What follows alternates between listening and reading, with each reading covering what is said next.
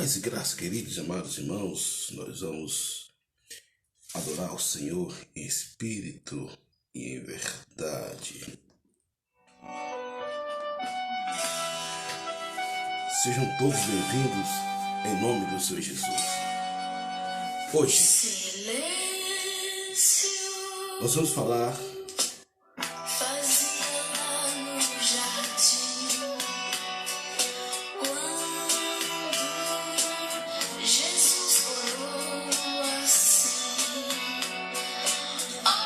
sete conselhos para a nossa alma,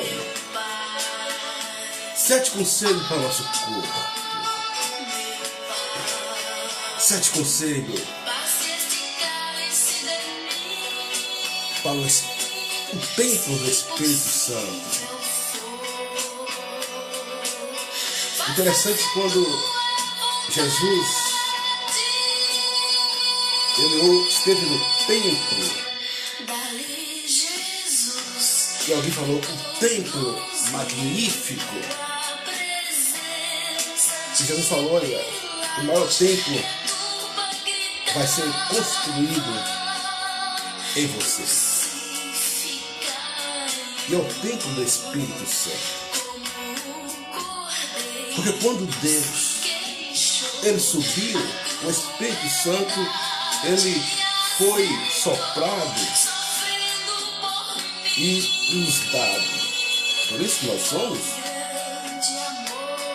o templo do Espírito.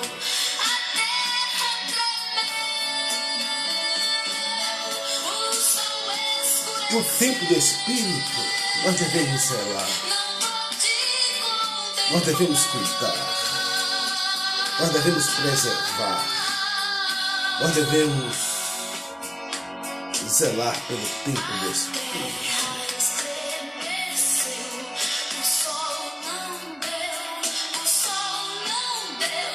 Jesus falou o seguinte, na palavra do Senhor, 1 Coríntios capítulo 6, versículo 19. Ou não sabeis que o vosso corpo é o templo do Espírito Santo, que habita entre vós, proveniente de Deus, que não sois de vós mesmos, porque foi comprado com bom preço. Glorificai, pois, a Deus no vosso corpo e no vosso espírito, os quais pertencem a Deus.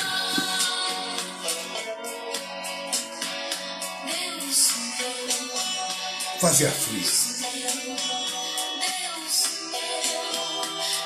chovia muito. Naquela oportunidade, fomos pregar o Evangelho. Estava ensopado pela chuva.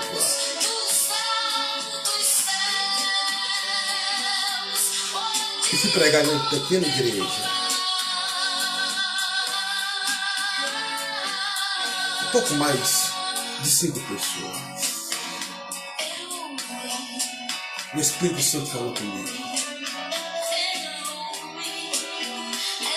Maior que uma grande catedral, maior que o templo majestoso de Salomão,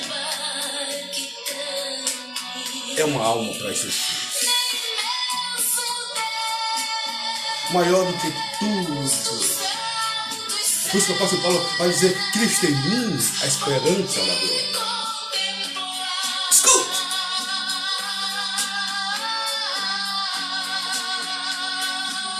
Deus se revelou em mim e em você através de nosso Senhor Jesus Cristo. A graça irresistível do Senhor Jesus. A graça redentora de nosso Senhor e Salvador Jesus Cristo. Tem um versículo que me chama muita atenção.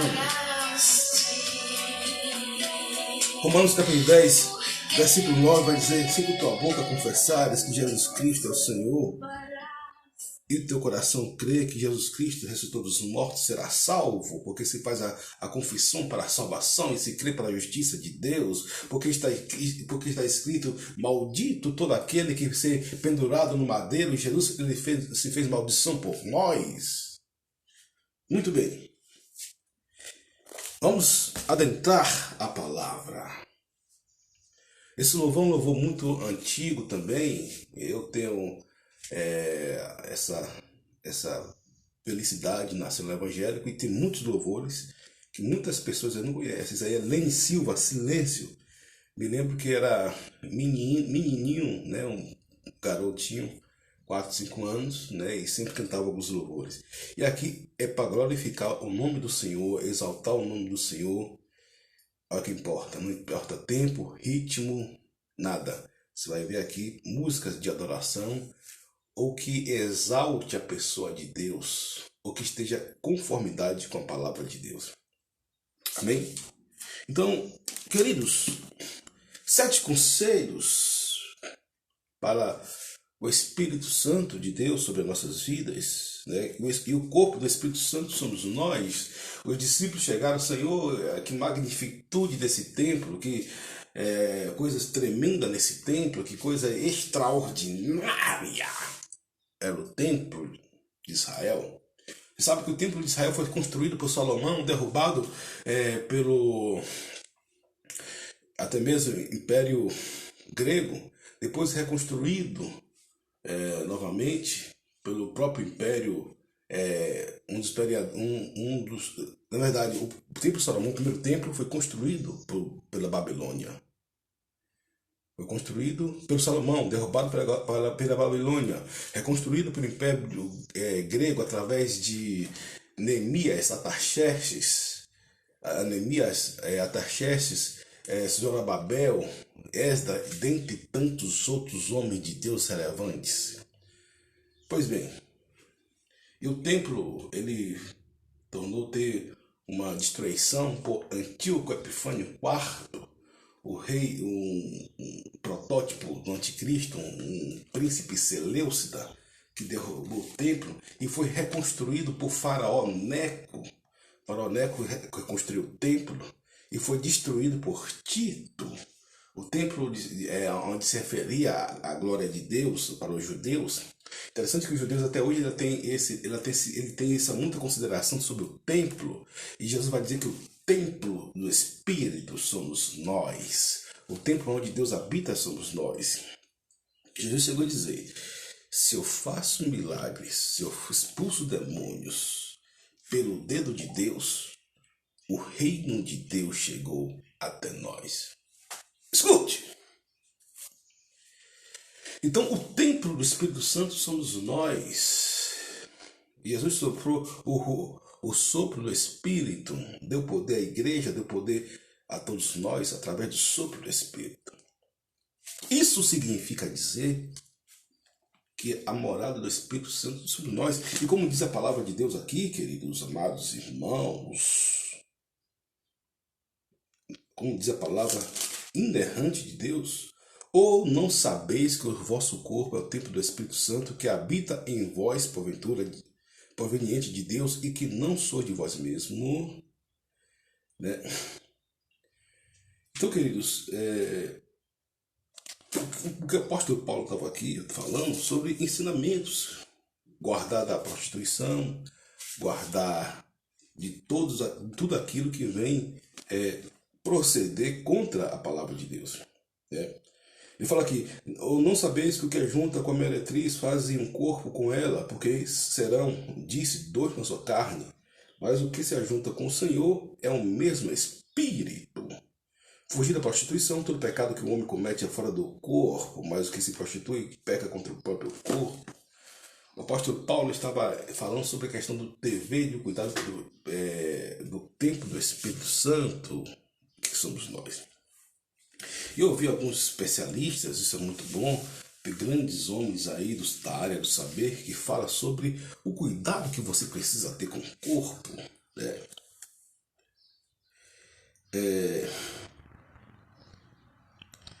Algumas coisas que você precisa entender é o seguinte, ouvindo alguns especialistas, alguns homens proeminentes na área, na matéria.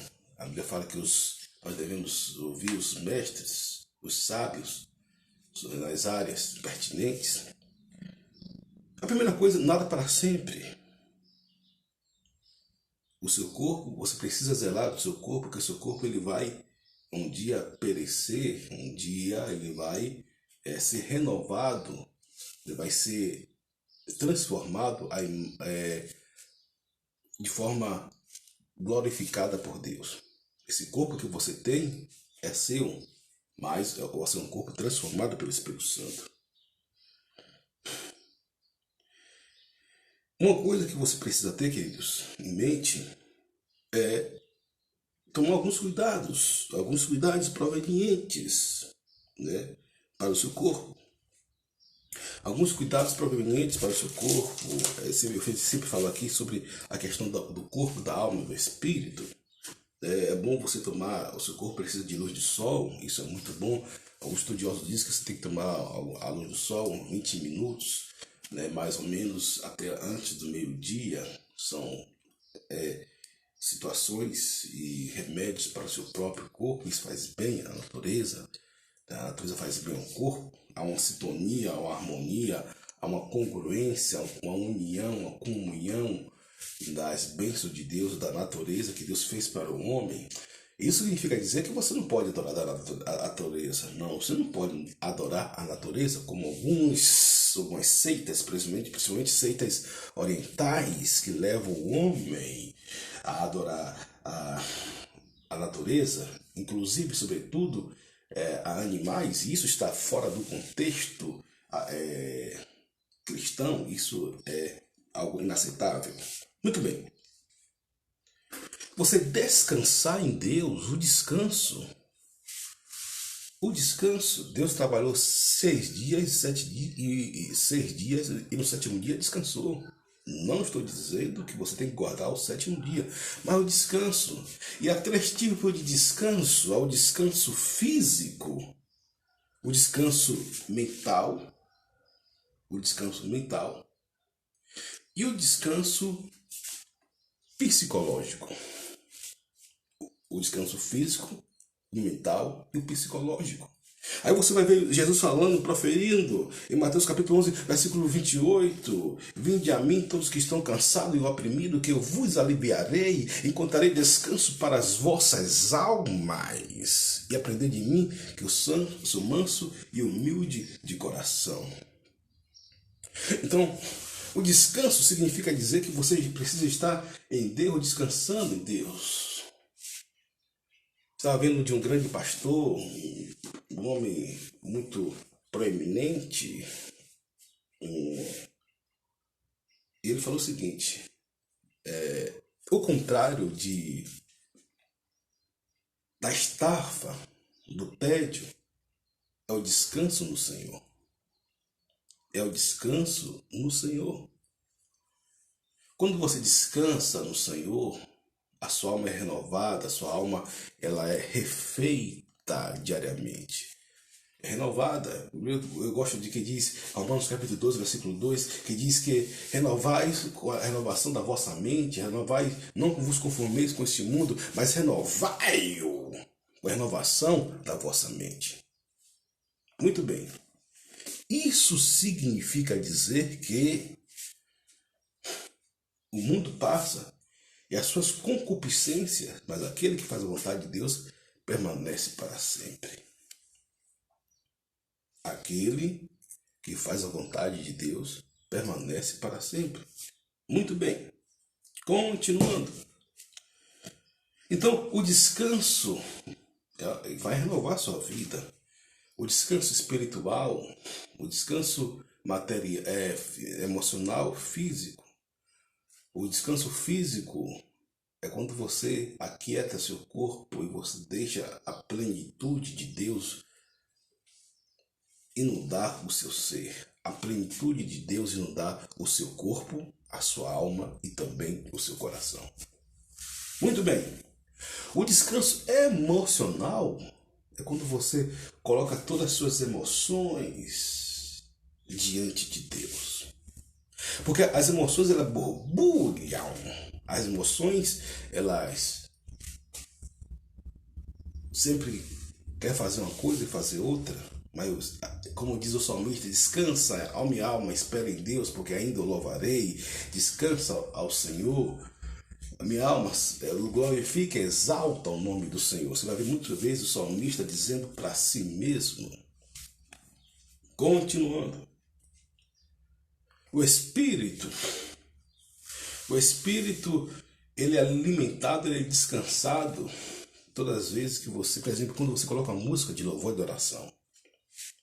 Quando você coloca uma música de louvor e adoração, sua alma está sendo alimentada pelo Espírito. Você está descansando no Senhor. Quando você ouve uma mensagem, proativa de um homem de Deus que você gosta, né, que está falando da palavra de Deus, que está falando do reino de Deus, não importa se seja famoso ou não, né, a sua alma está sendo descansada e está sendo alimentada, porque, como diz um TCD de pastor Antônio Cilindro, descansar no Senhor é trabalhar, e trabalhar é descansar no Senhor, no Senhor. Então, quando você descansa no Senhor, isso te dá uma ideia que você está confiando plenamente em nosso Senhor e Salvador Jesus Cristo. Quando você descansa no Senhor, isso dá a ideia de que você está descansando, colocando toda a sua confiança no Senhor. Então, não importa a sua igreja, não importa se a sua igreja é pentecostal, não é pentecostal, tradicional, grega, ortodoxa anglicana, não importa. O importante é que você tenha compromisso com Deus, sua alma precisa estar ligada a Deus. Isso significa dizer que você precisa ter uma intimidade com Deus. Hoje em dia as pessoas têm intimidade, queridos, com tudo. Se você pegar, por exemplo, os homens sabem tudo de futebol. Sabe quem é Neymar, sabe quem é Messi. Nada contra, isso é bom. Não estou dizendo que é ruim, não, é bom. Se você perguntar a escalação da seleção brasileira, todo mundo sabe de cor, salteada, mas não sabe o nome dos discípulos. Qual o nome da seleção, da escalação da seleção brasileira? Fulano, Beltrano, Tertuliano. Da espanhola, Fulano, Beltrano, Tertuliano. Do Corinthians, Fulano, Beltrano. Mas da palavra de Deus, Então, você precisa ter essa intimidade com a palavra. A intimidade com a palavra. Uma outra coisa também, queridos, é a autoestima.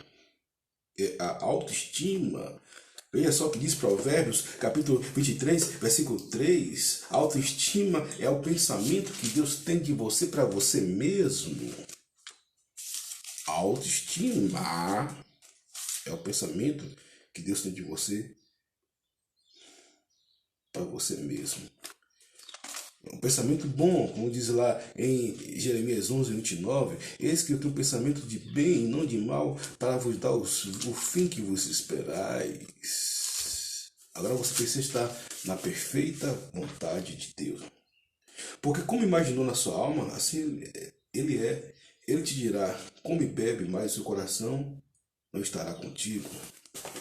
Como imaginou um homem na sua alma, ele é. Se eu imagino que eu sou um homem de Deus, um homem à imagem, feito à imagem e semelhança de Deus, como diz lá em Gênesis, criou o homem a Deus a sua imagem e semelhança, serei. Alguém já dizia o seguinte, olha a filosofia, viu gente? Olha que frase bonita. Se você olhar para a lua, você vai ver a beleza resplandecente. Olha que coisa bonita. Se você olhar para o sol, você vai ver as poderosas mãos de Deus. Mas se você olhar para o espelho, você vai ver a melhor criação de Deus.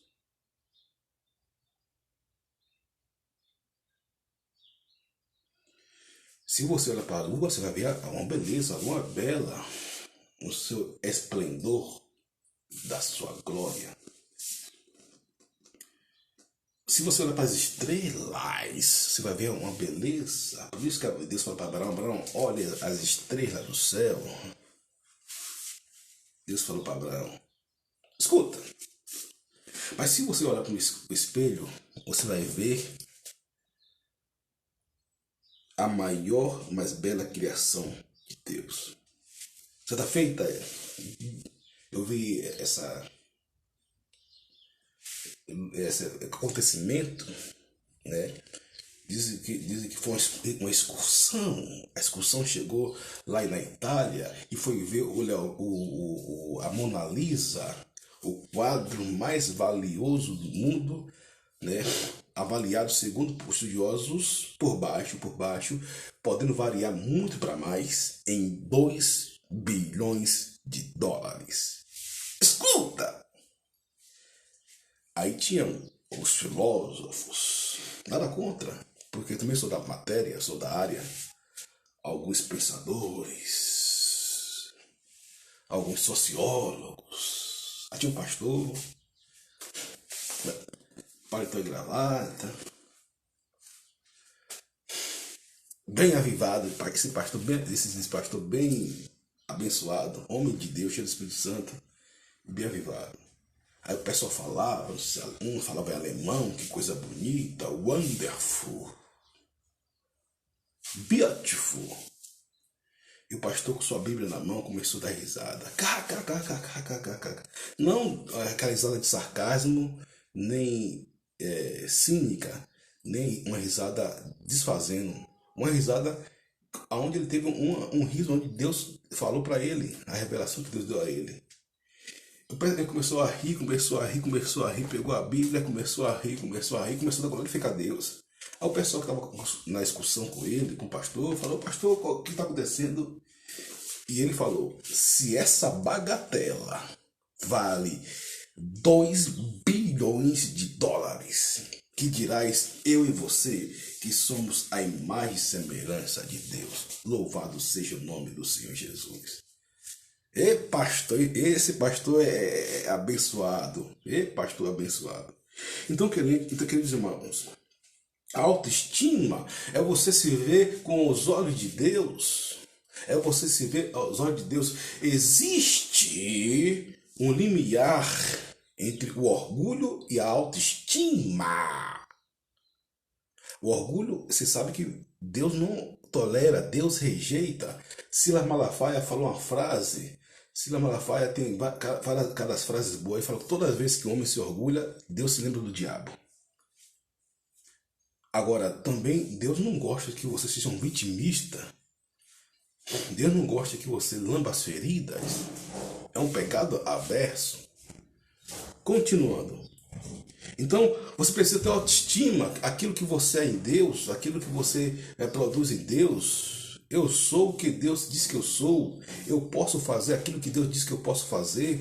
Então, você precisa compreender e deixar a palavra de Deus entrar no seu coração. Você não vai produzir coisas dos seus pensamentos, não. Você vai ser aquilo que Deus diz que você é. Aquilo que Deus diz que você é. Você vai produzir no Espírito aquilo que Deus diz que você é. Então, a autoestima, amigos. A Bíblia fala que há amigos mais chegados que irmãos. Amigo é aquele que está com você, que lhe ajuda, que dá palavra de ânimo. Amigo é aquele que lhe conduz com amor, com mansidão, com carinho. Amigo é aquele que quando você acerta, ele bate palma. Quando você erra, ele lhe conduz ao caminho certo. Amigo é aquele que limpa suas lágrimas.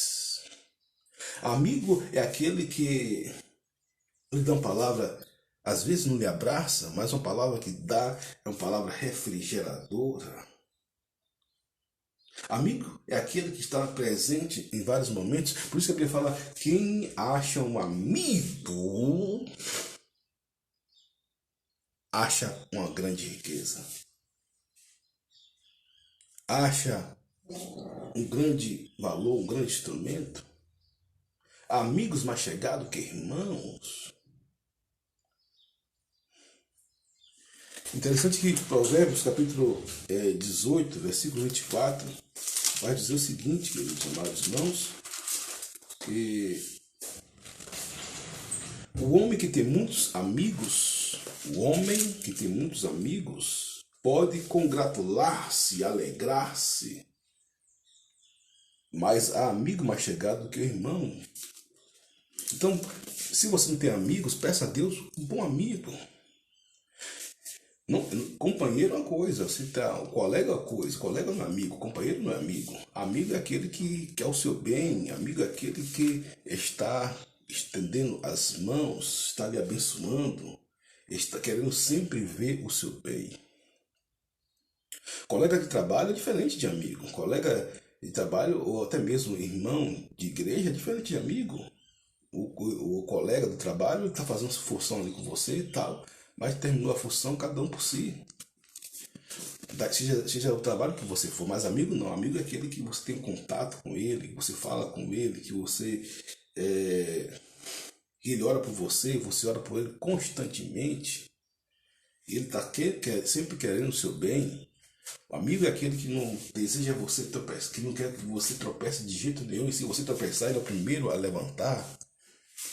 Amigo é aquele que não fica aos esmo, a espreitar, querendo ver a sua queda, a sua derrota. Não, amigo é aquele que está sempre lhe abençoando, sempre lhe protegendo, sempre lhe conduzindo em amor, em carinho. Contudo, o amigo ele pode falar algo, né, para o seu bem, né, com amor, com carinho, ele vai falar algo sempre para o seu bem. O amigo ele sempre vai ter uma caminhada com você. Amigo é amigo. Por isso que a Bíblia fala: quem acha um amigo, acha uma riqueza, né? Mas pastor, não tenho amigo, pastor. Eu peça a Deus que Deus vai te dar amigos. Peça a Deus que Deus vai te dar amigo. Talvez não seja um amigo, né, como você queria. O amigo pode ser da faixa etária totalmente diferente da sua. Né? O cara pode ter uma faixa etária diferente da sua. Pode ser de uma igreja totalmente diferente da sua. Pode ser uma pessoa até de outro lugar, ainda mais hoje com as redes sociais. Mas amigo é aquele que vai querer fazer o bem. Então peça a Deus amigos. Amigos principalmente da fé. O apóstolo Paulo ele fala: eu alegrei mesmo muito em Tito, né? Alegrei muito em Timóteo. Você vai ver o apóstolo Paulo se falando: alegrei-me muito pelos irmãos da igreja de Filemon, da igreja de Laodiceia. Ou seja, por quê? Porque o apóstolo Paulo ele era homem, que ele era amigo, ele tinha muitos amigos e ele era amigo de todos. Então faça amigos. Peça a Deus amigos que venham ser amigos, né, para todos os bons momentos. Não somente o momento bom, mas o momento ruim. Não somente o momento ruim, mas o momento de alegria. Não somente o momento de alegria, mas o momento de tristeza. Não o momento de tristeza, mas no momento de alegria também. Enfim, amigos são aqueles para todas as horas. Como diz a música de Roberto Carlos, né? Amigo para se guardar no lado esquerdo do peito. Mas, por quê? Porque amigo é diferente de colega, amigo é diferente de parceiro, amigo é diferente de irmãos, amigo é diferente de qualquer coisa. Você, claro que você pode ter um colega que seja amigo, você pode ter um parceiro que seja amigo, você pode ter um irmão que seja amigo, você pode ter até um patrão que seja amigo, né? Ou um empregado que seja amigo, depende da sua circunferência, da esfera que você está. Então, mas Deus ele quer fazer você ter amigos. Quinto lugar, exercício físico. Queridos, e cai nesse versículo que nós lemos, né? Ou não sabeste vós que sois templo do Espírito? O templo do Espírito somos nós. Deus, ele tabernaculou, né? E tabernacula em nós. Por quê? Porque o Espírito Santo mora em nós. Existe uma teoria que eu refuto, até tem alguns teólogos brilhantes, homens que eu admiro, que eu ouço, que me debruço para ver, mas tem alguns homens que não aceitam a ideia do Espírito Santo morar na pessoa. É uma ideia aparentemente salutar, mas isso é que a Bíblia diz. A Bíblia fala que eu vou ter o Espírito Santo convencerá o homem do pecado, da justiça, do juízo. E soprou o Espírito Santo em nós. Jesus soprou o Espírito Santo. O Espírito Santo, ele está nas nossas vidas até a consumação do século. Eu estava vendo um livro, alguns comentários de N.T. Wright. O Espírito Santo é a obra que vai permanecer na terra. Algumas ideias dizem que o Espírito Santo vai ser tirado da terra. Não, o Espírito Santo vai ser tirado da terra. O Espírito Santo vai estar conosco todos os dias até a consumação dos séculos. E o Espírito Santo vai continuar trabalhando também na grande tribulação, né? Sim, vai continuar trabalhando na grande tribulação. Então, o exercício, queridos, eu não sabia que o vosso corpo é templo do Espírito Santo que habita em vós, proveniente de Deus. Ou seja, o Espírito Santo habita em quem? Em vós. Ou seja, isso significa dizer que o Espírito Santo habita em vós. Em é dentro. A palavra em, né, significa dizer que está dentro, não está fora. Se falasse com vós, é outra coisa. Mas o Espírito Santo habita em vós, dentro de vós. Então, faça exercício físico regularmente. Isso significa dizer que não sejam aqueles exercícios que você vai ver aqueles atletas, aquele personal trainer, né, aqueles homens e mulheres que sobem a montanha, nada 10 mil quilômetros, anda 200 quilômetros de bicicleta, né? Cada um tem os seus limites, as suas limitações. Mas você pode caminhar, você pode fazer um agachamento, você pode fazer exercício manualmente, levantando pedra, levantando uma barra. Ou seja, você vai ter aí vários insights, vários meios de você fazer exercício. Quando, por exemplo, de uma forma, eu carrego essa Bíblia aqui, tá vendo essa Bíblia aqui? Eu faço aqui, ó. 1, 2, 3, 4, 5, 6, 7, 8, 9, 10. Isso é um exercício. Exercício. Você precisa cuidar do templo do seu corpo. O seu corpo é o templo do Espírito Santo. Precisa empoderar o seu corpo, que é templo do Espírito Santo. Evitar alguns alimentos cotidianos, perniciosos. Antigamente, um dos poucos vícios que eu tinha era Coca-Cola. Eu falei, a partir de hoje eu não tomo Coca-Cola. Acabou. Você pode botar, não digo que uma vez ou outra eu tomo qualquer outro refrigerante, mas Coca-Cola eu não tomo de jeito nenhum. A não ser que seja por uma questão mais social, né, para fazer para não fazer desfeita com que as pessoas que estão ali no meio e tal, nesse sentido, né? Mas eu não tomo Coca-Cola, por quê? Porque eu falei, a partir de hoje não tomo Coca-Cola, decretei, determinei e acabou. Não, em absoluto.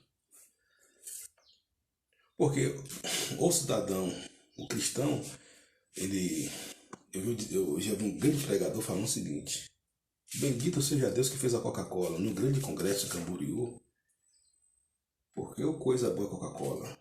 Pois é, mas é bom e às vezes não é. Claro que ele está fazendo uma apologia de uma forma que Coca-Cola não é cigarro, não é álcool, não é coisas dessa natureza, mas tudo que é ruim, tudo que é demais vira sobra, né? Então, você precisa determinar, fazer alimentações saudáveis, comer frutas, comer legumes, comer, balancear sua alimentação. Está vendo Valnice Milomes?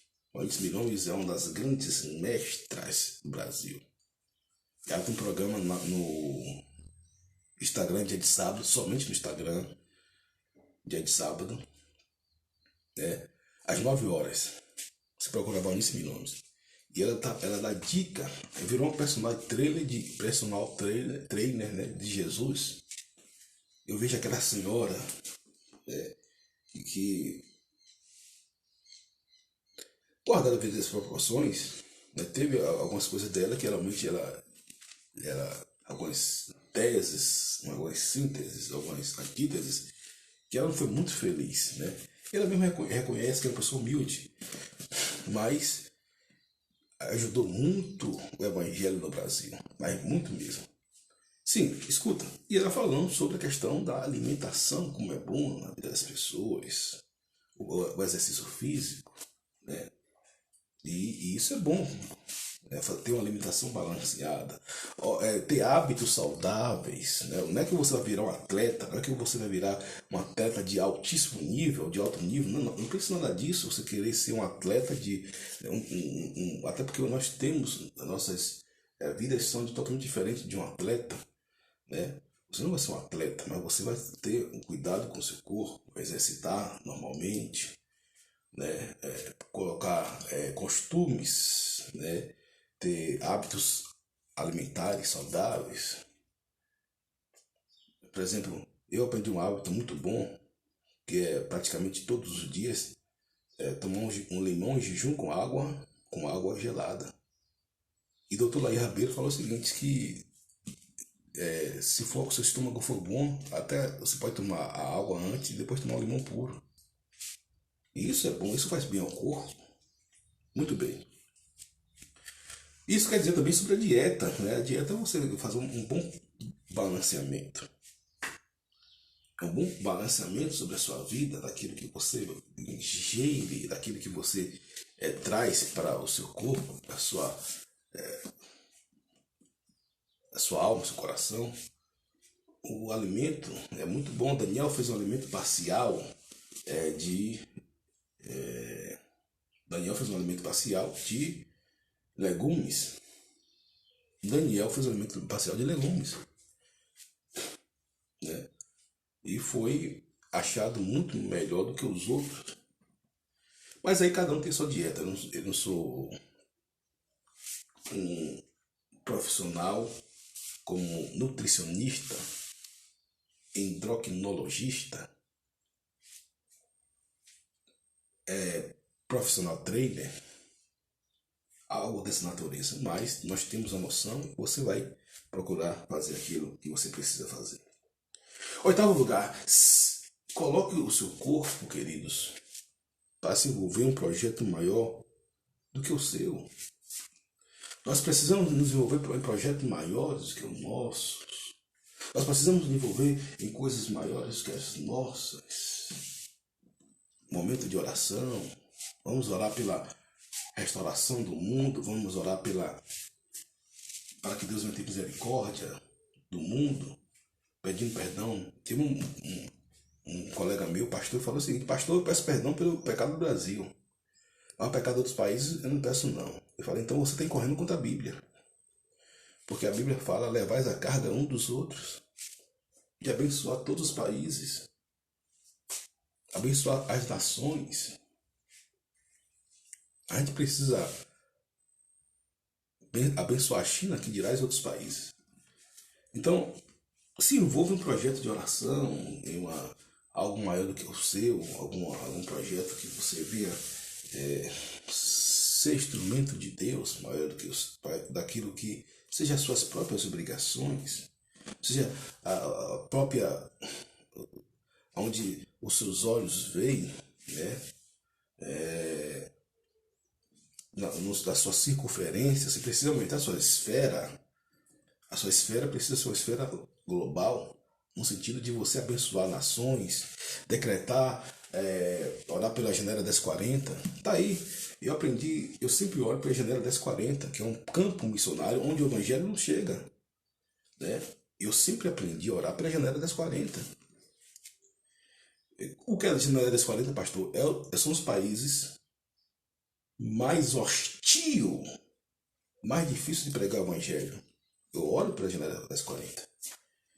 Então, nós devemos ter essa consciência, né? Ter essa consciência de se envolver em um projeto maior do que o nosso. E sempre sonhar também, porque o homem ele não morre quando ele morre, o homem morre quando ele deixa de sonhar, o homem ele morre quando ele deixa de pensar, porque Deus colocou em você os seus sonhos. Deus falou para Abraão, Abraão, eu gosto como Deus fala com Abraão. Abraão, sai da tua terra, da tua parentela, e vai para a terra que eu te mostrarei. Depois Deus chega para Abraão, sai da tua tenda. Escuta.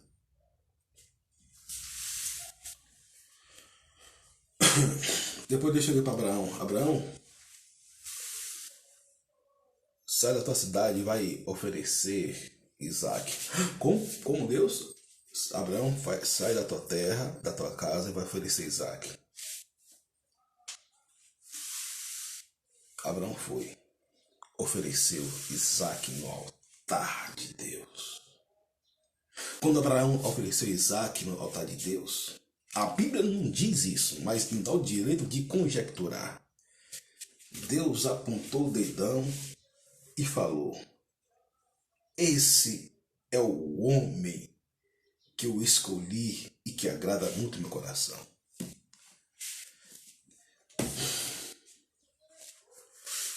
João Batista deu testemunho de Jesus, apontou o dedão, esse é o Cordeiro de Deus que tira o pecado do mundo. Deus deu o testemunho de Abraão. Sim, Deus chamava Abraão de meu amigo. Deus chamava Abraão de meu amigo. Moisés, Deus falou o seguinte, olha gente, eu gosto dessas coisas porque alimenta a nossa fé, faz produzir em nós seres maiores, seres humildes, mas semelhante aos homens de Deus, no sentido de que ter, ser e buscar a Deus. E Deus falou para Abraão, para Moisés, houve um momento que estava ali Miriam e Arão, que Moisés é isso, que Moisés é aquilo, Deus para fora. Deus ouviu a conversa, como é Miriam e Arão, Moisés é isso e aquilo, os dois para fora. Caô, para fora. E caiu os dois. Qualquer profeta em Israel, eu falo sim, mas em sonhos, visões e revelações. Mas meu servo Moisés, eu falo tete a tete, olho no olho. Queridos, e Deus quer fazer isso nas nossas vidas. Jesus falou para João Batista, eu gosto desse testemunho que Deus dá dos homens. Deus pegou o João Batista e falou, olha, nascido de mulher, nenhum homem Jesus é igual a João Batista. Nenhum profeta é igual a João Batista. O maior no reino do céu será maior, o menor no reino do céu será maior que eles. E a Bíblia fala que não se levantou profeta igual a Moisés e não vai se levantar, não.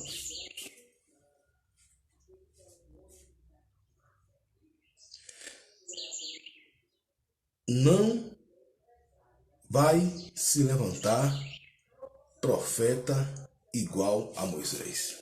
Não. Em termos de sinais, prodígios e maravilha, é ruim, viu? Não, no absoluto.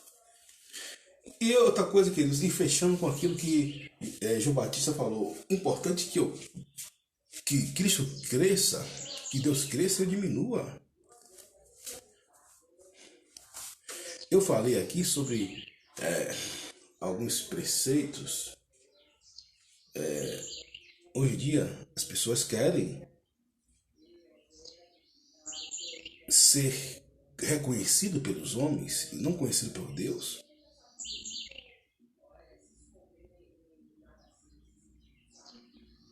As pessoas, elas querem ser reconhecidas pelos homens, não reconhecidas por Deus.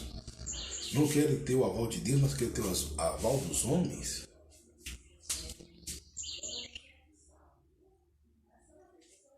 Perceba o seguinte, que João Batista falou, importante que ele, esse versículo permeia na minha vida. Importante que ele cresça e eu diminua. No início do meu ministério, teve alguns lugares, né, que eu fui e Deus falou comigo o seguinte: Oséias, principalmente de 3 ocasiões, importante que eu cresça e você diminua, importante que eu cresça e você diminua. Eu fui pregar em 3 lugares diferentes e Deus falou comigo, importante que eu cresça e você diminua. E isso deve ser a essência do Evangelho. Faz bem para o corpo nasce saudável. A humildade também, ela é um pressuposto também para o templo do Espírito Santo. Importante que Deus cresça e nós possamos diminuir e o nome do Senhor ser glorificado. Então, queridos, está aí essa mensagem e profetizo que vai abençoar o seu corpo, a sua alma e também o seu coração.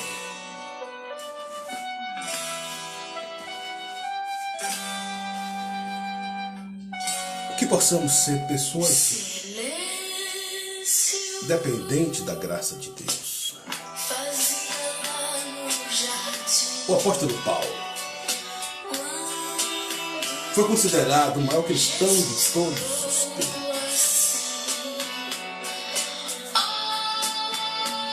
Paulo foi um perseguidor do Evangelho. Mas Paulo, ele reconfigurou, ele ressignificou, ele teve uma convergência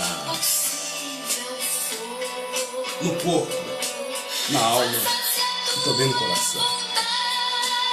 O Espírito Santo tomou Paulo. E Paulo foi um dos maiores ganhadores de almas de todos os tempos.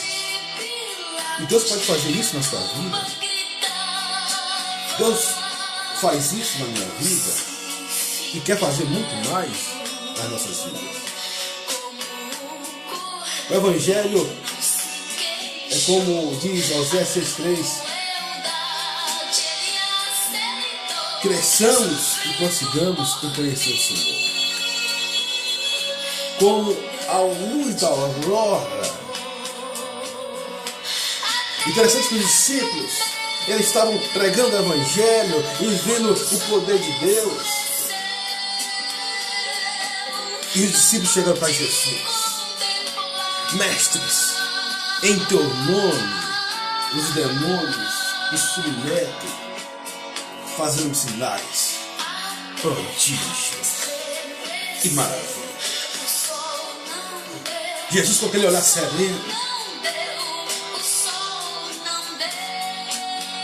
proferiu o seguinte: eu via Satanás cair como um anjo ou como um raio. Eu vi Satanás cair como um raio. Alegrai-vos, o vosso nome está escrito no livro da vida. O Salmo 8 vai dizer: quem é o homem para que estime, e o filho do homem para que considere, portanto fizeste contudo menor que os anjos. E os discípulos, hoje somos nós, a grande comissão da igreja somos nós. Primeiro foi os 12, agora somos todos nós, somos milhões e milhões que levamos no Evangelho. E isso significa dizer que nós devemos cuidar do nosso corpo, que é o templo do Espírito Santo, zelando não somente nas coisas espirituais, mas também nas coisas pertinentes. Uma autoestima, uma alta atmosfera, zelando pelo seu corpo, evitando vícios nocivos.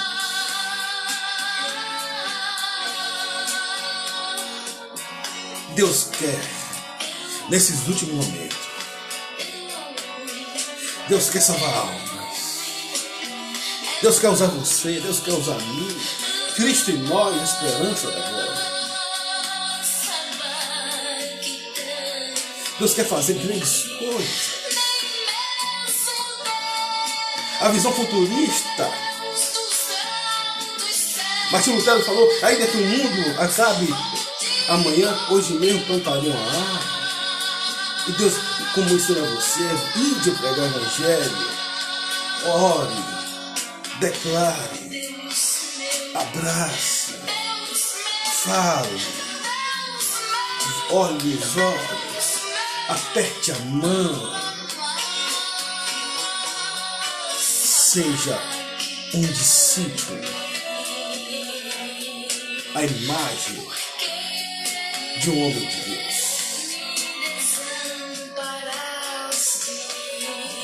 E Jesus teve esse sofrimento